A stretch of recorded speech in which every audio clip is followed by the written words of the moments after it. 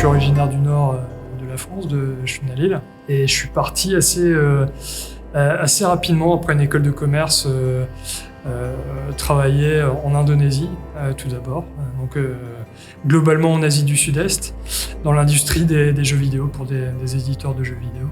Et donc pendant 10 ans, j'ai travaillé entre la Malaisie, Singapour, Hong Kong, la Thaïlande, l'Indonésie et d'autres pays aussi. Et donc j'ai fait ça pendant 20 ans, à vivre dans des mégalopoles un petit peu surpeuplées, surpolluées. Et bon, à la base, je viens de la campagne, j'ai toujours été assez proche de la nature.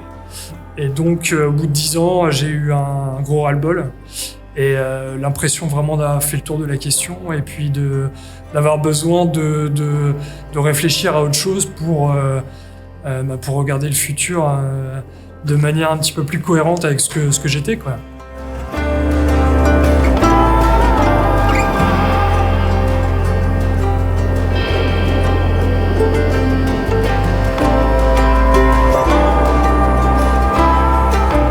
Début 2014, on est parti donc avec ma femme, Chin, on est parti en Nouvelle-Zélande pour étudier l'œnologie, une année donc à l'université d'Auckland.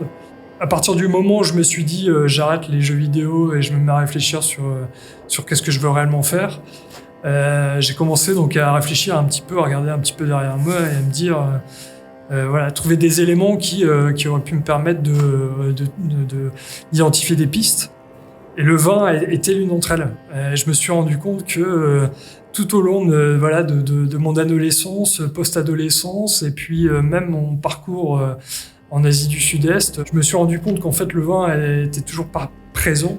C'était vraiment quelque chose que j'appréciais. Donc j'ai passé une année d'université à apprendre des choses certaines intéressantes, d'autres qui m'ont conforté dans le fait de ne pas faire du vin chimique. J'ai très vite contacté des vignerons sur place et j'ai été travailler régulièrement à Clermont-Truc, un domaine qui s'appelle Felton Road. Et donc pendant 2 ans, j'ai bossé dans les vignes.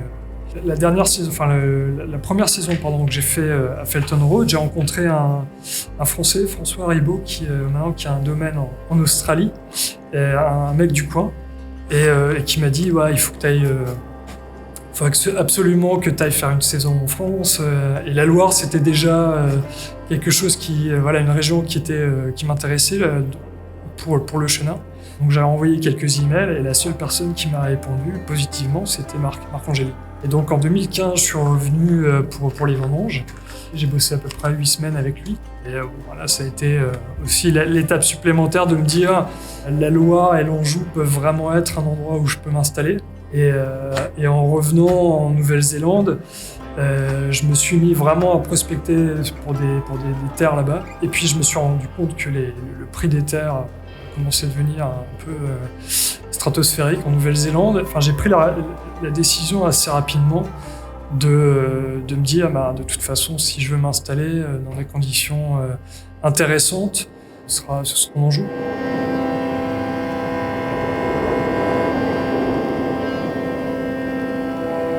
Ce qui avait été assez sympa aussi avec Marc, c'est qu'on avait fait la tournée de pas mal de vignerons. Donc j'ai rencontré les Degouvertin, Richard Leroy, Bruno Rochard, etc.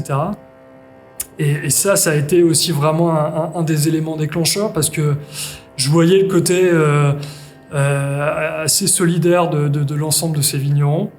Et puis des vins qui me bluffaient les uns après les autres.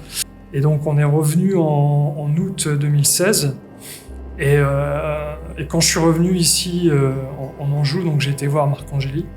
Et au cours d'une discussion, il reçoit un appel. Et puis c'était la personne, le propriétaire qui vendait ces vignes, qui avait eu vent du fait que Marc était un installateur de jeunes vignerons en Anjou et du coup lui faisait part du fait qu'il vendait ses parcelles.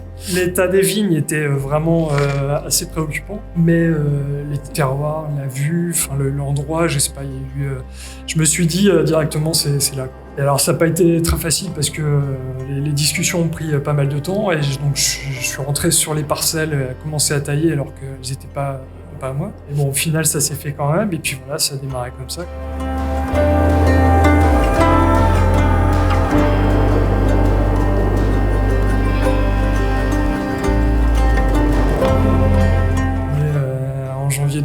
2019 où la première cuvée de poésie a été présentée aux Angevins. Et ça a été un moment assez fort parce que c'était vraiment la première fois que je présentais le vin. Je m'exposais à des avis de particuliers, de professionnels, enfin de consommateurs, quoi. Et bah ouais, ça a été la première personne qui a senti le vin, qui l'a goûté, qui a regardé son ami en disant ça c'est bon ça. Là tu fais yes. Et c'est cette succession de retours qui fait que c'est un peu magique, quoi, parce que tu mets tellement d'efforts, tellement de travail aussi pour remettre toutes ces parcelles en état qui étaient quand même dans un état on va dire, de fragilité assez avancée. Quand tu arrives à sortir quelque chose un vin qui plaît aux gens, c'est un peu le Graal. Alors après, je suis encore très très loin du compte, il y a encore énormément de choses à faire, énormément de choses à apprendre. Mais en tout cas, je pense que je suis plutôt dans la bonne direction, quoi.